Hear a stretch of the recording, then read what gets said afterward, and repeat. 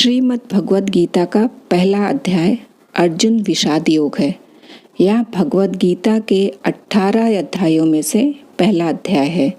इस अध्याय में कुल 47 श्लोक हैं। यह अध्याय महाभारत की छठी पुस्तक भीष्म पर्व का 23वां अध्याय है।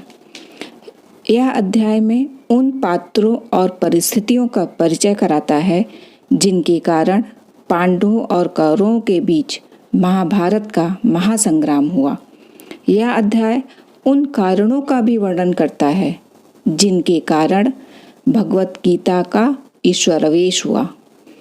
जब महाबली योद्धा अर्जुन दोनों पक्षों पर युद्ध के लिए तैयार खड़े योद्धाओं को देखते हैं तो वह अपने ही रिश्तेदारों एवं मित्रों को खोने के डर तथा फलस्वरूप पापों के कारण दुखी और उदास हो जाते हैं। इसलिए वह श्री कृष्ण को पूरी तरह से आत्मसमर्पण करते हैं। इस प्रकार भगवत गीता के ज्ञान का प्रकाश होता है। कौरव और पांडव के बीच युद्ध प्रारंभ होने पर धृतराष्ट्र बोले, हे संजय, धर्मभूमि कुरुक्षेत्र में युद्ध की इच्छा से इकट्ठे हुए मेरे और पांडु के पुत्रों ने क्या किया? संजय बोले, उस समय वज्रव्यूह से खड़ी हुई पांडव सेना को देखकर राजा दुर्योधन द्रोणाचार्य के पास जाकर बोले, हे आचार्य, आपके बुद्धिमान शिष्य द्रुपदपुत्र धृष्टुम्न के द्वारा व्यूह रचना से खड़ी की हुई पांडवों की इस बड़ी सेना को देखिए। पांडवों की सेना में बड़े बड़े शूरवीर हैं जिनके बहुत बड़े बड़े धनुष हैं तथा जो युद्ध में भीम और अर्जुन के समान हैं। उनमें सात्यकी, राजा विराट और महारथी द्रुपद भी हैं। धृष्टकेतु और चेकितान तथा पराक्रमी काशीराज भी हैं। पुरुजित और कुंतीभोज ये दोनों भाई तथा मनुष्यों में श्रेष्ठ शैब्य भी हैं। पराक्रमी युधामन्यु और पराक्रमी उत्तमौजा भी हैं। सुभद्रा पुत्र अभिमन्यु और द्रौपदी के 5 पुत्र भी हैं। ये सबके सब महारथी हैं। हे ब्राह्मण श्रेष्ठ, हमारे पक्ष में भी जो मुख्य हैं उन पर भी आप ध्यान दीजिए। आपको याद दिलाने के लिए मेरी सेना के जो नायक है उनको मैं कहता हूँ। आप द्रोणाचार्य और पितामह भीष्म तथा कर्ण और संग्राम विजयी कृपाचार्य तथा वैसे ही अश्वत्थामा, विकर्ण और सोमदत्त का पुत्र भूरिश्रवा, इनके अतिरिक्त बहुत से शूरवीर हैं जिन्होंने मेरे लिए अपने जीने की इच्छा का भी त्याग कर दिया है और जो अनेक प्रकार के शस्त्र अस्त्रों को चलाने वाले हैं तथा जो सबके सब युद्ध कला में अत्यंत चतुर हैं। वह हमारी सेना पांडवों पर विजय करने में अपर्याप्त है, असमर्थ है, क्योंकि उसके संरक्षक भीष्म हैं।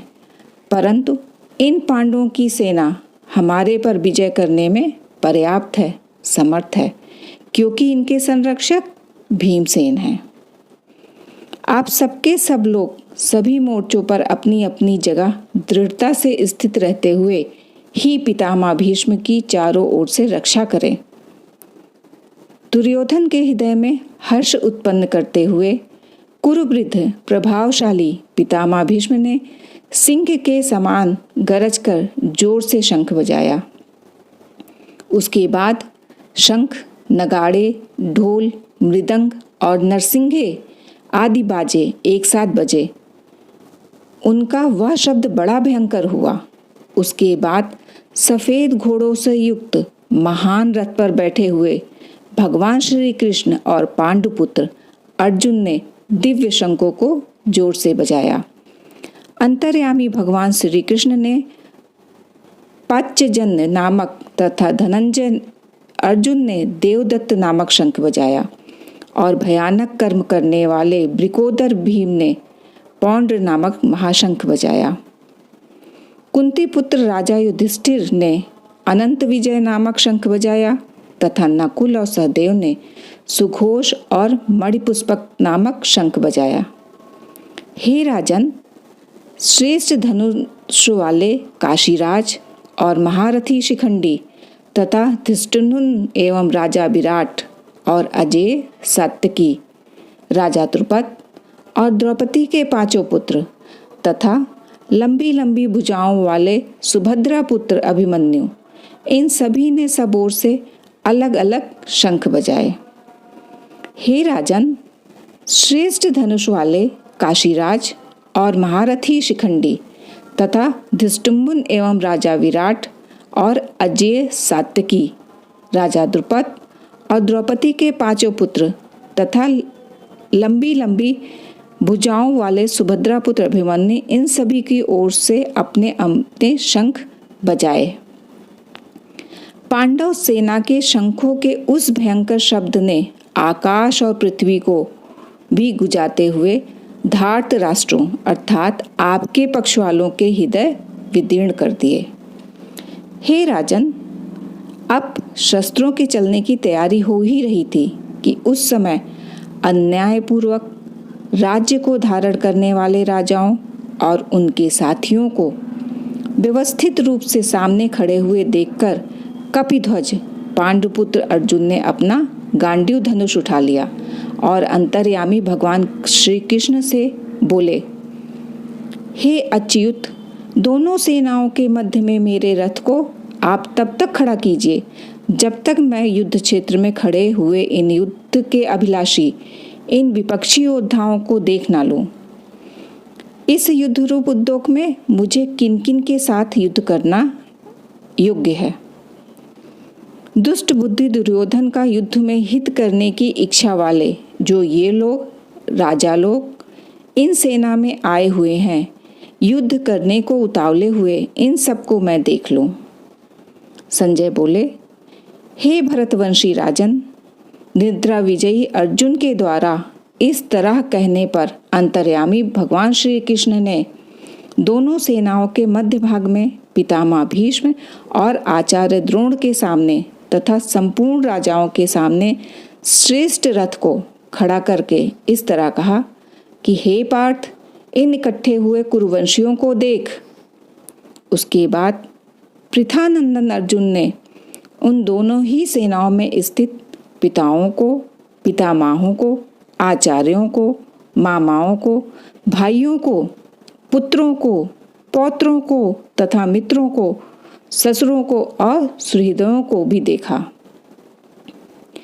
अपनी अपनी जगह पर स्थित उन संपूर्ण बंधुओं को देखकर वे कुंती नंदन अर्जुन अत्यंत करुणा से युक्त होकर शोक करते हुए ये वचन बोले, हे कृष्ण, युद्ध की इच्छा वाले इस कुटुंब समुदाय को अपने सामने उपस्थित देखकर मेरे अंग शिथिल हो रहे हैं और मुख सूख रहा है तथा मेरे शरीर में कपकपी आ रही है एवं रोंगटे खड़े हो रहे हैं। हाथ में गांडीव धनुष गिर रहा है और त्वचा भी जल रही है। विपरीत देख मेरा मन भ्रमित सा हो रहा है। स्वजनों को और मैं खड़े रहने में भी नहीं देख रहा असमर्थ हूँ। हे कृष्ण, मैं ना तो विजय चाहता हूँ, न राज्य चाहता हूँ और न सुखों को ही चाहता हूँ। हे गोविंद, हम लोगों को राज्य से क्या लाभ, ऐसे भोगों और जीवन से भी क्या लाभ। जिनके लिए राज्य, भोग और सुख की इच्छा है, वे ही ये सब अपनों प्राणों की और धन की आशा का त्याग करके युद्ध में खड़े हैं।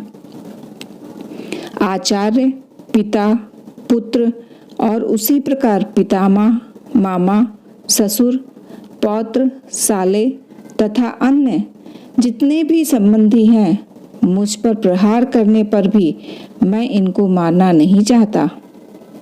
हे मधुसूदन, मुझे त्रिलोकी का राज्य मिलता हो तो भी मैं इनको मारना नहीं चाहता। फिर पृथ्वी के लिए मैं इनको क्या मारूं? हे जनार्दन, इन धृतराष्ट्र संबंधियों को मारकर हम लोगों को क्या प्रसन्नता होगी? इन आतताइयों को मारने से तो हमें पाप ही लगेगा। इसलिए अपने बांधव इन धृतराष्ट्र संबंधियों को मारने के लिए हम योग्य नहीं हैं, क्योंकि हे माधव, अपने कुटुंबियों को मारकर हम कैसे सुखी होंगे। यद्यपि लोभ के कारण जिनका विवेक विचार लुप्त हो गया है, ये लोग कुल का नाश करने से होने वाले दोषों को और मित्रों के साथ द्वेष करने से होने वाले पाप को नहीं देखते, तो भी हे जनार्दन, कुल का नाश करने से होने वाले दोष को ठीक ठाक जानने वाले हम लोग इस पाप से निवृत्त होने का विचार क्यों न करें। कुल का क्षय होने पर सदा से चलते आए कुल धर्म नष्ट हो जाते हैं और धर्म का नाश होने पर संपूर्ण कुल को अधर्म दबा लेता है। हे कृष्ण, अधर्म के अधिक बढ़ जाने से कुल की स्त्रियां दूषित हो जाती हैं और हे वाष्णेय, स्त्रियों के दूषित होने पर वर्णशंकर पैदा हो जाता है। वर्णशंकर कुल घातियों को और कुल को नरक में ले जाने वाला ही होता है। श्राद्ध और तर्पण न मिलने से इन कुल घातियों के पितर भी अधोगति को प्राप्त होते हैं। इन वर्णशंकर पैदा करने वाले दोषों से कुल घातियों के सदा से चलते आए कुल धर्म और जाति धर्म नष्ट हो जाते हैं। हे जनार्दन, जिनके कुल धर्म नष्ट हो जाते हैं, उन मनुष्यों का बहुत काल तक नरक में वास होता है, ऐसा हम सुनते आए हैं। यह बड़े आश्चर्य और खेद की बात है कि हम लोग बड़ा भारी पाप करने का निश्चय कर बैठे हैं, जो कि राज्य और सुख के लोभ से अपने स्वजनों को मारने के लिए तैयार हो गए हैं। अगर ये हाथों में शस्त्र अस्त्र लिए हुए धृतराष्ट्र के पक्षपाती लोग युद्ध भूमि में न सामना करने वाले और शस्त्र रहित मुझको मार भी दें, तो वह मेरे लिए बड़ा ही हितकारक होगा। संजय बोले, ऐसा कहकर शोककुल मन वाले अर्जुन बाण सहित धनुष का त्याग करके युद्ध भूमि में रथ के मध्य भाग में बैठ गए।